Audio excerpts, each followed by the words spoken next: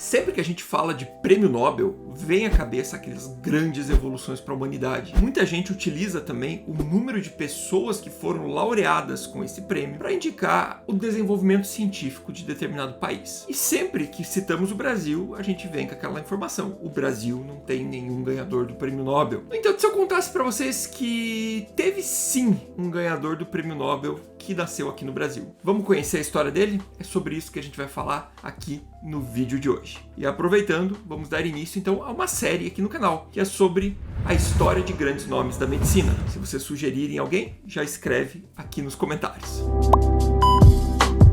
E se você é novo por aqui e ainda não me conhece, o meu nome é Gustavo Lenci Marques, eu sou médico, especialista em cardiologia clínica médica, doutor em medicina interna e professor universitário. Aqui a gente discute diversos temas relacionados à medicina e às ciências da saúde de uma forma descomplicada e direta para você que tem interesse no assunto. Se gosta desse tipo de conteúdo, não esquece aí de deixar o like, que isso é bem importante para o canal continuar crescendo, e compartilhar com pessoas que possam gostar desse vídeo. Vamos lá contar a história então desse brasileiro que ganhou o prêmio Nobel. Antes disso, é legal a gente falar sobre a história do prêmio Nobel, né? Alfred Nobel foi um inventor que descobriu a dinamite. Ele descobriu a dinamite, obviamente, quando ele fez essa descoberta, ele queria utilizá-la para fins pacíficos. No entanto, ele viu que a sua criação acabou sendo utilizada para guerras e para fins ruins para a humanidade. Por causa disso, ele pegou a sua fortuna que ele tinha ganho com o desenvolvimento da dinamite e aplicou num fundo que deveria premiar pessoas que trouxessem descobertas, grandes descobertas, para a humanidade. E desde 1901 ocorre então a entrega do prêmio Nobel para diversas áreas, como por exemplo química, física, fisiologia, medicina, literatura, e o prêmio Nobel da Paz, né? Que é aquela pessoa que fez algo humanitário muito relevante. Nós já tivemos diversos brasileiros que chegaram perto de ganhar o prêmio Nobel e que foram indicados. Muitos deles, talvez, até a gente comente aqui no canal nessa mesma série mais para o futuro. Porém, quando a gente pega lá a lista dos laureados, a gente vai ver que não tem ninguém marcado como brasileiro. Porém, teve sim uma pessoa que nasceu no Brasil e o nome dela é Peter Bryan Medawar. Ah não, Gustavo, peraí. Com esse nome você quer me dizer que esse cara é brasileiro? Bom, o Peter Bryan Medawar, ele nasceu em Petrópolis, aqui no Brasil, em 1915. O pai dele era libanês e a mãe dele era britânica.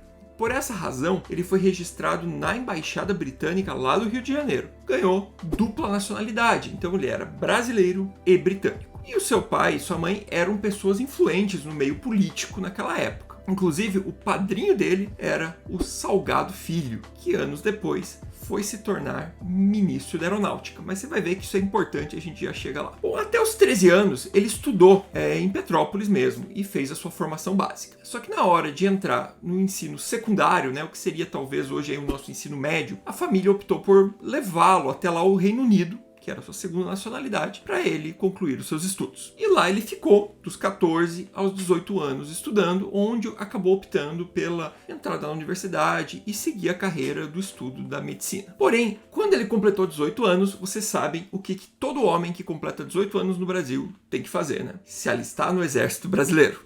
Aliste-se, o dever te chama.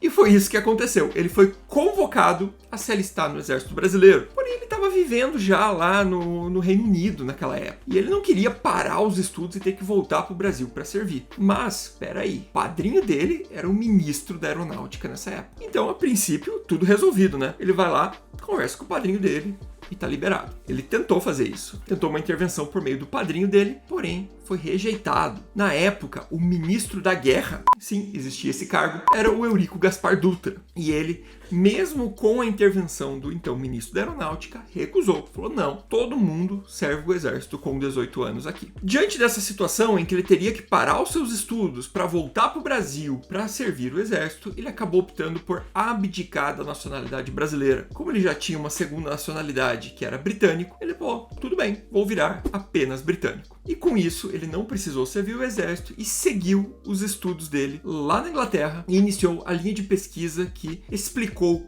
como ocorre a rejeição de enxertos humanos, ou seja, como ocorre a rejeição de órgãos transplantados. E foi por meio da pesquisa dele também que determinou-se como combater essa rejeição, o que veio a gerar o primeiro transplante de órgão da história, que foi um transplante renal. E foi a pesquisa dele que permitiu então que pessoas recebam órgãos transplantados, que salvou inúmeras vidas mundo afora. Por falar nisso, gente, cabe aqui a lembrança da conscientização a respeito da doação de órgãos. Sempre relembro que é importante deixar isso manifesto com a sua família. A gente sabe que o momento de uma morte encefálica na família ou de alguma outra pessoa é um momento muito triste, porém, esses órgãos ainda podem ajudar a salvar mais vidas. E uma das pessoas que permitiu tudo isso foi um brasileiro nascido em Petrópolis. Se você não sabia dessa história e ficou sabendo agora, não esquece de deixar o like aí, tá bom? Isso é bem importante pro canal continuar crescendo. Eu realmente fiquei sem postar vídeo aí recentemente, acho que faz umas 2 semanas que eu não posto. Agora vamos voltar com tudo, inclusive com as lives de segunda-feira. Já estamos com uma agenda pronta aí, eu vou divulgar lá no Instagram e também com conteúdo exclusivo com as videoaulas aqui pros membros do canal. Por falar nisso, se você quer apoiar o canal com R$ 4,99 por mês, você tem acesso a conteúdos exclusivos e também ajuda o canal a se manter e continuar trazendo conteúdo científico de qualidade para vocês. Muito obrigado e até o próximo vídeo. Não, né? Curioso. Tá aí uma grande descoberta de um brasileiro. Quem será que poderia ser o próximo tema desse vídeo? Carlos Chagas, talvez? Também tem um fato único na medicina feito por ele, né? Comentem aí embaixo, gente.